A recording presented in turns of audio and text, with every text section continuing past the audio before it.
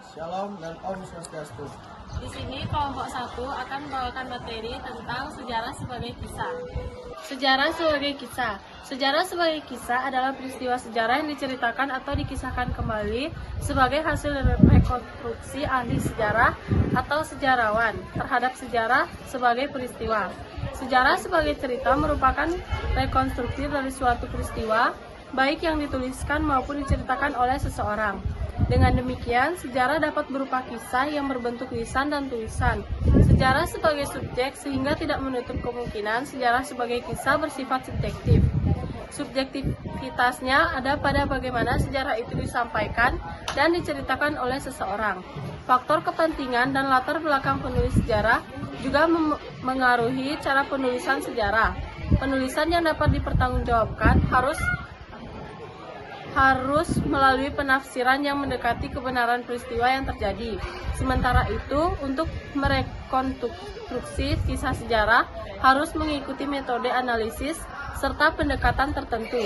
Sejarah sebagai kisah melibatkan ingatan, interpretasi, dan tafsiran manusia terhadap kejadian-kejadian yang terjadi. Menjadi sejarah sebagai kisah memiliki unsur subjektivitas. Subjektivitas tersebut terjadi lebih banyak disebabkan oleh faktor-faktor kepribadian si penulis atau penutur sejarah. Faktor-faktor tersebut sebagai berikut. 1. Kelompok sosial tempat ia berada. Latar belakang yang berupa lingkungan tempat ia bergaul, tempat berhubungan dalam menuliskan sejarah. Sebagai contoh, kisah mengenai Sultan Iskandar Muda dalam hikayat Aceh. Dalam hikayat ini diceritakan cukup detail mengenai masa kecil Iskandar Muda hingga ia memerintah kerajaan Aceh dengan cukup bijaksana. Di sini kita melihat positif dari Sultan Iskandar Muda karena yang menulis hakikat pun adalah orang Aceh tersendiri. Kemampuan bahasa yang dimilikinya. Pengaruh kemampuan bahasa seorang penutur atau pencerita. Sejarah sebagai kisah terlihat dari hasil rekonstruksi penuturan kisah sejarah. Hal ini akan sangat bergantung terlihat pada kemampuan bahasa si penutur kisah sejarah. Jika kemampuan bahasa si penutur kurang dimungkinkan terjadi salah tafsir oleh orang yang baca atau mendengarkan sejarah tersebut. Kisah sejarah selalu dimulai dari mencari jejak sejarah, menguji jejak tersebut dengan metode sejarah, menginterpretasikan fakta, dan menuliskan hasil interpretasi menjadi sebuah kisah yang menarik.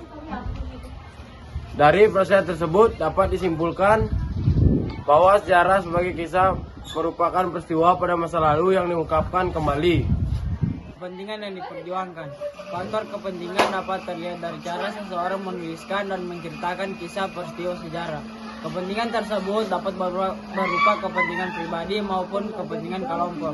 Seorang pencerita sejarah yang biasanya akan lebih terlihat dalam peristiwa reformasi 1998 akan menceritakan upaya yang dilakukan tersebut, cenderung akan menceritakan tentang kondisi pemerintahan Orde Baru yang dirasa tidak sesuai dengan yang diamanatkan Undang-Undang 1945. Perbendaharaan pengetahuan yang dimiliki. Pengetahuan dan latar belakang kemampuan ilmu yang dimiliki pencerita sejarah juga mempengaruhi kisah sejarah yang disampaikan. Hal tersebut dapat terlihat dari kelengkapan kisah yang akan disampaikan, gaya penyampaian, dan interpretasinya atas peristiwa sejarah yang akan dikisahkannya.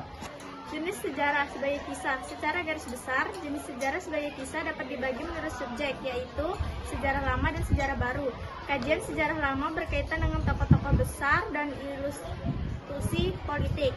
Selain itu, sejarah lama mengutamakan unsur kejadian, peristiwa, kisah, serta urutan kejadian. Beberapa tema yang menjadi kajian sejarah sebagai kisah sebagai berikut. 1. Sejarah ekonomi.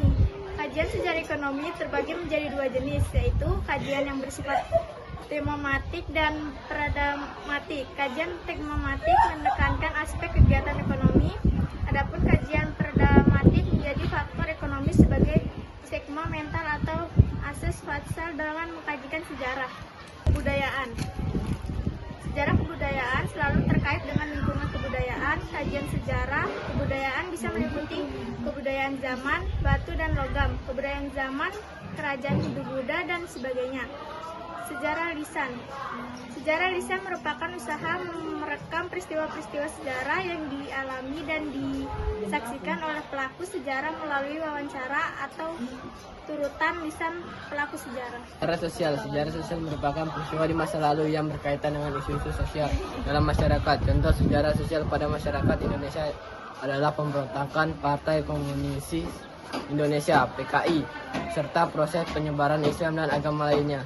Sejarah politik merupakan kejadian masa lampau yang mempunyai kaitan dengan unsur politik. Hal tersebut bisa berupa kekuasaan sistem pemerintahan, peperangan, tokoh politik, kepemimpinan, kekuasaan, dan masih banyak lagi.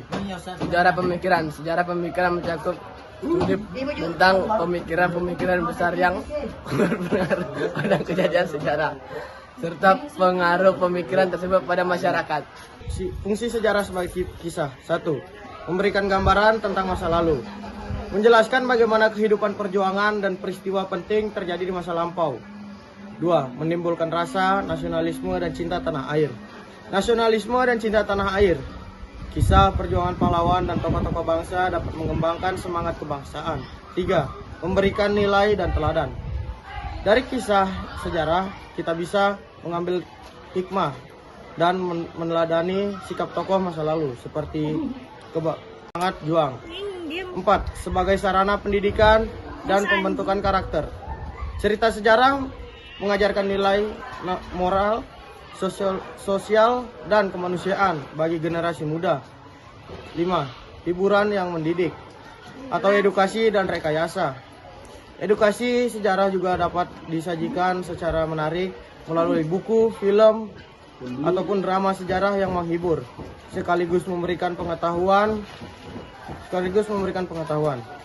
6. Menjadi dasar untuk penelitian dan penulisan sejarah baru. Kisah yang sudah ditulis bisa dijadikan bahan bagi sejarah lain untuk meneliti lebih dalam atau menulis versi baru berdasarkan tema tambahan. Proklamasi Kemerdekaan Indonesia 1945 pada tanggal 17 Agustus 1945, Insinyur Soekarno dan Dr. Muhammad Hatta atas nama bangsa Indonesia memproklamasikan kemerdekaan Indonesia di Jalan Pegangsaan Timur nomor 96 Jakarta. Peristiwa ini diawali oleh kekalahan Jepang dalam Perang Dunia Kedua dan desakan para pemuda agar proklamasi segera dilakukan tanpa campuran tangan Jepang. Kisah ini menggambarkan semangat perjuangan, keberanian, dan persatuan bangsa Indonesia untuk meraih kemerdekaan. Kisah Perang di Ponegoro 1825 sampai 1830. Pangeran di Ponegoro memimpin perlawanan rakyat Jawa terhadap penjajahan Belanda. Penyebab perang ini adalah ketidakadilan pemerintah kolonial dan perampasan tanah milik rakyat. Meskipun rakyat di Ponegoro ditangkap, perjuangannya dikenang sebagai simbol perlawanan terhadap penjajahan dan semangat membela kebenaran.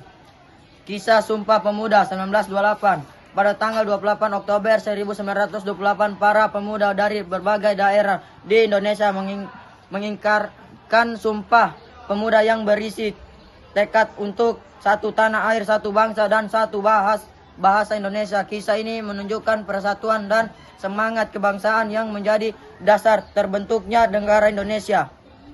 Kisah Sriwijaya sebagai kerajaan maritim besar. Kerajaan Sriwijaya di Sumatera berkembang pesat pada abad ke-7 hingga ke-13. Kerajaan ini dikenal sebagai pusat perdagangan dan penyebaran agama Buddha di Asia Tenggara. Kisah kejayaan Sriwijaya menunjukkan bahwa Indonesia pernah menjadi pusat peradaban maritim yang maju dan berpengaruh. Kisah Wali Songo dalam penyebaran Islam di Jawa. para wali Songo atau 9 wali menyebarkan agama Islam di Pulau Jawa dengan cara yang damai melalui seni, budaya, dan pendidikan. Kisah ini menggambarkan bagaimana agama dapat disebarkan dengan kearifan dan toleransi tanpa kekerasan. Hakikat dari sejarah sebagai kisah adalah bahwa setiap peristiwa sejarah diceritakan kembali melalui sudut pandang tertentu.